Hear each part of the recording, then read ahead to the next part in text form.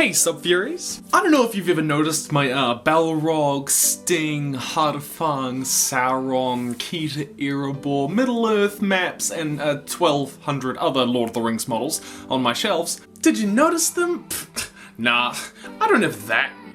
But I'm a massive Tolkien nerd, and I say Tolkien because I don't just mean Lord of the Rings. I mean the Silmarillion, I mean Unfinished Tales, I mean history of Middle-earth. And today we'll be talking about the Ringwraiths, or the Nazgul, the enemy's most terrible servants. Darkness went with them, and they cried with voices of death. But who exactly were these 9 mysterious characters before they went on to become the Wilhelm scream crossed with a sniffing cloak?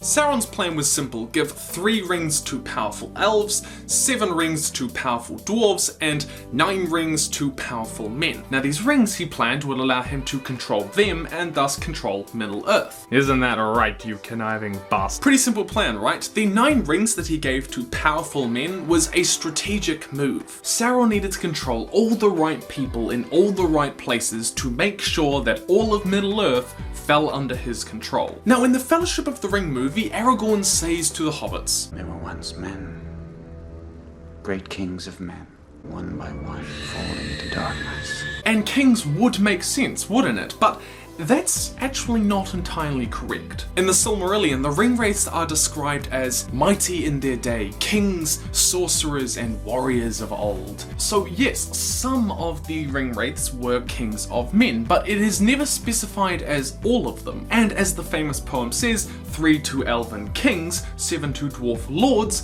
but 9 to mortal men. Not kings, doomed to die. But in the Silmarillion, we actually get a bit more detail as we hear about the story of the forging of the rings. In the tale, it's explicitly stated that Sauron ensnared with the 9 rings 3 who were great lords of the Númenórean race. But who were the Númenórean race, Tim? You know who the Númenóreans are, Sauron. I know you do, but for those who don't, I'll tell you. The Númenóreans were the most powerful and advanced civilization of men based on the island of Númenor. They were there for most of the Second Age before they became corrupted, and then the gods decided to flood and destroy the island, and it sunk into the ocean. Sound familiar? Yeah, that's because it was Tolkien's retelling of the Greek myth of Atlantis. But do we know anything about these 3 great lords of Númenor that would go on to become Sauron's Ringwraiths? Well, in the year 2221 of the Second Age, Númenor really began to divide into 2 different groups: the Eärendil and the Eärendil. Now the Eärendil were persuaded by Sauron and wanted to rebel against the gods, the Valar, while the Eärendil, also known as the Faithful, didn't. So that began happening in the year 2221 of the Second Age, and interestingly enough, Ringwraiths first appeared in 2251 of the Second Age. Just 30 years later. Remember Sauron's plan? Mind control. It's possible, but not confirmed, that these 3 Númenórean lords that went on to become Ringwraiths were leaders among the Eärendil, who wanted to rebel against the gods just as Sauron wanted them to, tempting them by giving them powerful magics and making them into incredible warriors so that they could go and conquer the world despite what the Valar wanted. Sauron needed to bring down Númenor. Like, these guys were simply too powerful. So it's no wonder he spent 3 rings trying to corrupt one tiny little island. In those 30 years between the divisions first beginning and when the Ringwraiths first appeared, it's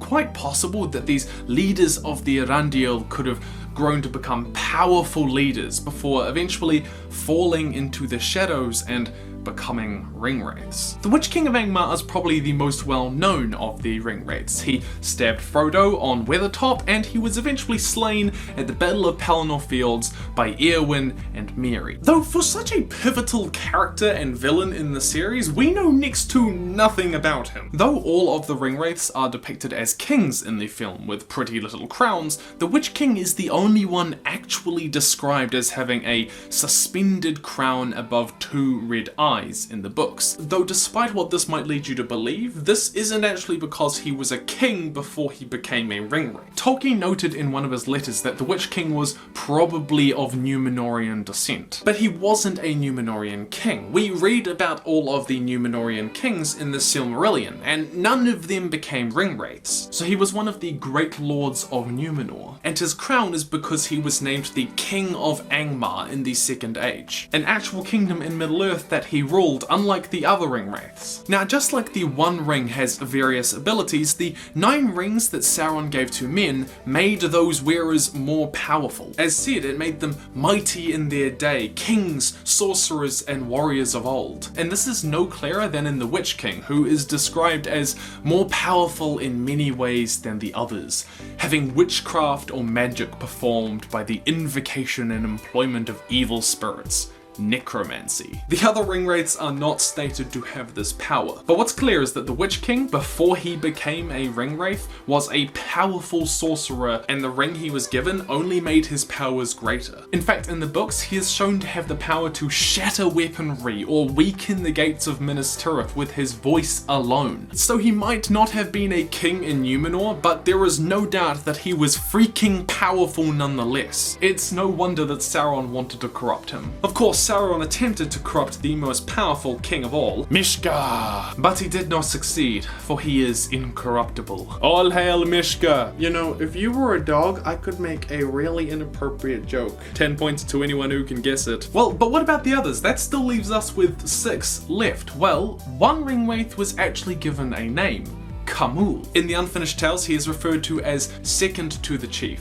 Dwelt in Dol Guldur after its reoccupation in the Third Age, called the Shadow of the East, the Black Easterling. This description means that one of the Ringwraiths were probably from Khand or Rhûn, the regions around Mordor. And though he is described as black and he is an Easterling, it doesn't necessarily refer to skin color. Tolkien actually uses the term black to as a metaphor for turning evil in a number of other places. But what's interesting is that Khamûl is second in command of the Nazgûl, which says something about how powerful he is. But given that we never get any word in the books of him performing magic like the Witch King, it's possible to infer that Khamûl might have been one of the mighty warriors of old, that the ring he was given by Sauron made him an incredible conqueror and warrior in his lands, and he must have been pretty powerful to be second in command, because it seems like the Ringwraiths are ranked in terms of power, as opposed to say who Sauron trusts the most. Because like, is Sauron like friends with the Ringwraiths?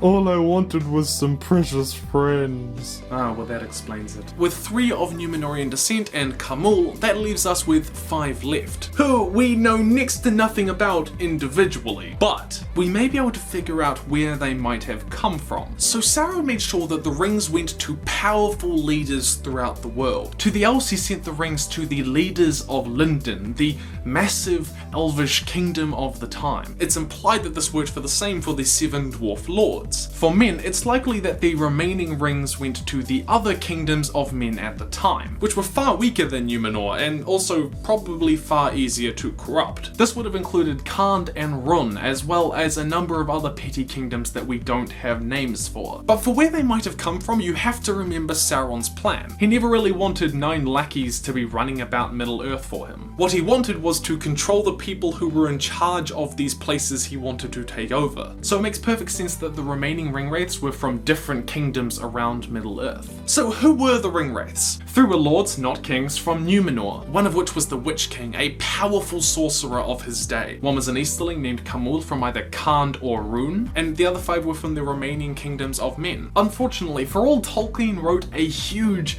massive world, he was also pretty vague in places, which kind of makes it a bit enchanting. Whew, okay, that was my first Lord of the Rings video, SUBFURYs, and if you enjoyed this, please let me know below so that I know to make more. If you have other Lord of the Rings questions, please leave them down in the comments below, because I would love to get to them soon. My question to you, SUBFURYs, is which is your favourite Lord of the Rings movie? I really can't decide between Fellowship and Return of the King. The New Zealand masterpiece. In the meantime, I'd love for you to join other SUBFURYs, follow me on Twitter, Wattpad, Facebook, supporting me on Patreon, emailing me, or at the address in the links in the description below. Stay nerdy, SUBFURYs, and I'll see you in the future.